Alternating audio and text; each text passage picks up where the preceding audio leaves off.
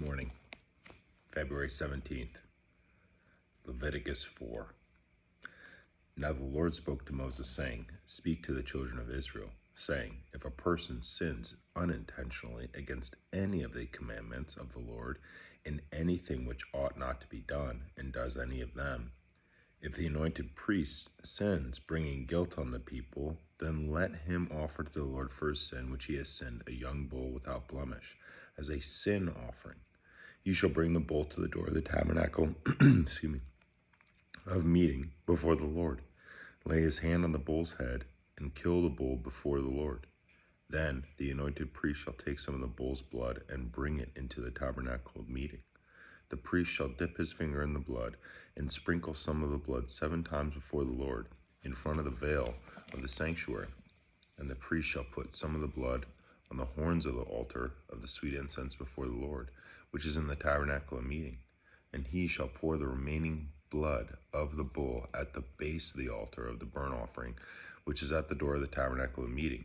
He shall take from it all the fat of the bull as a sin offering, the fat that covers the entrails, and all the fat which is on the entrails, the 2 kidneys, and the fat that is on them by the flanks, and the fatty lobe attached to the liver above the kidneys he shall remove, as it was taken from the bull of the sacrifice of the peace offering, and the priest shall burn them on the altar of the burnt offering.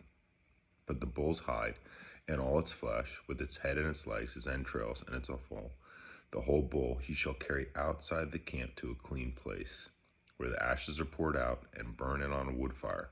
Where the ashes are poured out, it shall be burned. Now, if the whole congregation of Israel sins unintentionally, and the thing is hidden from the eyes of the assembly, and they have done something against any of the commandments of the Lord, in anything which should not be done, and are guilty, when the sin which they have committed becomes known, then the assembly shall offer a young bull for the sin, and bring it before the tabernacle of meeting. And the elders of the congregation shall lay their hands on the head of the bull before the Lord. Then the bull shall be killed before the Lord. The anointed priest shall bring some of the bull's blood to the tabernacle of meeting. Then the priest shall dip his finger in the blood and sprinkle it 7 times before the Lord in front of the veil. And he shall put some of the blood on the horns of the altar, which is before the Lord, which is in the tabernacle of meeting. And he shall pour the remaining blood at the base of the altar of burnt offering, which is at the door of the tabernacle of meeting. And he shall take all the fat from it and burn it on the altar. And he shall do with the bull as he did with the bull as a sin offering. Thus he shall do with it. So the priest shall make atonement for them, and it shall be forgiven them. Then he shall carry the bull outside the camp and burn it as he has burned the first bull. It is a sin offering for the assembly. When a ruler has sinned and done something unintentionally against any of the commandments of the Lord, his God, in anything which should not be done, and is guilty, or is his sin which he has committed comes to his knowledge, he shall bring as his offering a kid of the goats, a male without blemish, and he shall lay his hand on the head of the goat, and kill it at the place where they kill the burnt offering before the Lord. It is a sin offering. The priest shall take some of the blood of the sin offering with his finger and put it on the horns of the altar of burnt offerings, and pour its blood at the base of the altar of burnt offering. And he shall burn all its fat on the altar, like the fat of the sacrifice of the peace offering. So the priest shall make atonement for him concerning his sin, and it shall be forgiven him. If anyone of the common people sins unintentionally by doing something against any of the commandments of the Lord in anything which ought not to be done, and is guilty, or if his sin which he has committed comes to his knowledge, then he shall bring as offering a kid of the goats, a female without blemish, for his sin which he has committed. And he shall lay his hand on the head of the sin offering and kill the sin offering at the place of the burnt offering. Then the priest shall take some of its blood with its finger, put it on the horns of the altar of the burnt offering, and pour all the remaining blood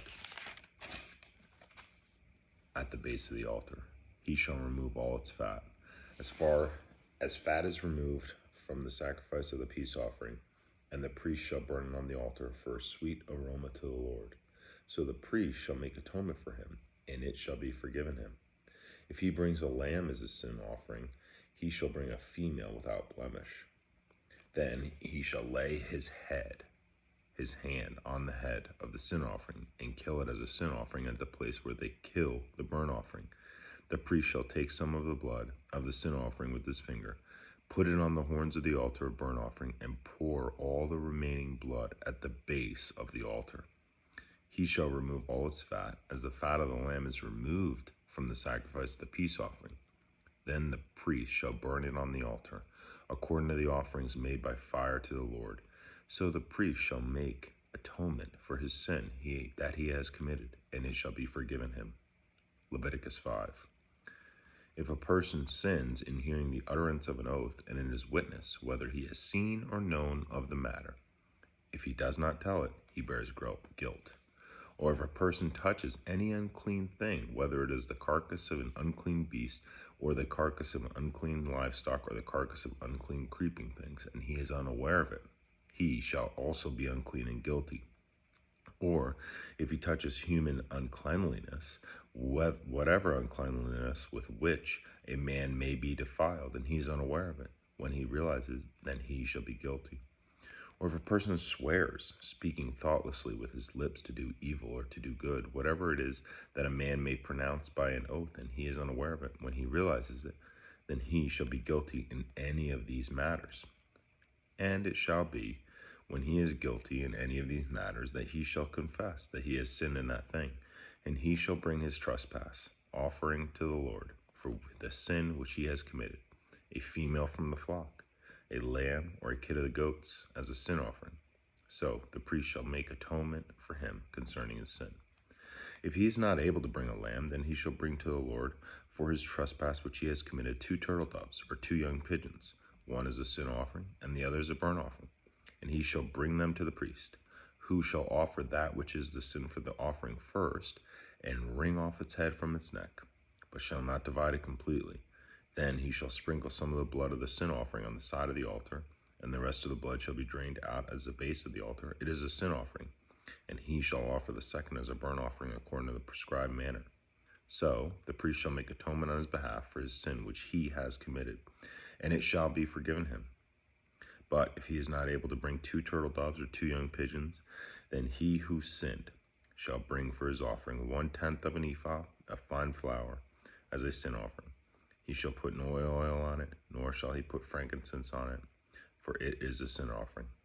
Then he shall bring it to the priest, and the priest shall take his handful of it as a memorial portion, and burn it on the altar according to the offerings made by fire to the Lord. It is a sin offering. The priest shall make atonement for him, for his sin that he has committed in any of these matters, and it shall be forgiven him. The rest shall be the priest as a grain offering. Then the Lord spoke to Moses, saying, if a person commits a trespass and sins unintentionally in regard to the holy things of the Lord, then he shall bring to the Lord as his trespass, offering a ram without blemish from the flocks, with your valuation in shekels of silver according to the shekel of the sanctuary as a trespass offering. And he shall make restitution for the harm that he has done in regard to the holy thing, and shall add 1/5 to it, and give it to the priest. So the priest shall make atonement for him with the ram of the trespass offering, and it shall be forgiven him. If a person sins and commits any of these things which are forbidden to be done by the commandments of the Lord, though he does not know it, yet he is guilty and shall bear his iniquity, and he shall bring to the priest a ram without blemish from the flock, with your valuation, as a trespass offering. So the priest shall make atonement for him regarding his ignorance in which he erred and did not know it, and it shall be forgiven him. It is a trespass offering. He has certainly trespassed against the Lord. And the Lord spoke to Moses, saying, if a person sins and commits a trespass against the Lord by lying to his neighbor about what was delivered to him for safekeeping, or about a pledge, or about a robbery, or if he has extorted from his neighbor, or if he found what was lost and lies concerning it, and swears falsely, if any of these things that a man may do, in which he sins, then it shall be, because he has sinned and is guilty, that he shall restore what he has stolen, or the thing which he has extorted, or what was delivered to him is for safekeeping, or the lost thing which he found, or all that about which he has sworn falsely. He shall restore its full value. Add 1/5 more to it, and give it to whatever it belongs on the day of his trespass offering. And he shall bring his trespass offering to the Lord, a ram without blemish from the flock, with your valuation as a trespass offering to the priest. So the priest shall make atonement for him before the Lord, and he shall be forgiven for any of these things which he may have done in which he trespasses. Then the Lord spoke to Moses, saying, Command Aaron and his sons, saying, This is the law of the burnt offering. The burnt offering shall be on the hearth upon the altar all night until morning, and the fire of the altar shall be kept burning on it. And the priest shall put on his linen garment and his linen trousers, he shall put on his body, and take up the ashes of the burnt offering, which the fire has consumed on the altar, and he shall put them beside the altar. Then he shall take off his garments, put on the other garments, and carry the ashes outside the camp to a clean place. And the fire on the altar shall be kept burning on it. It shall not be put out. And the priest shall burn wood on it every morning, and lay the burnt offering in order on it. And he shall burn on it the fat of the peace offerings. A fire shall always be burning on the altar. It shall never go out.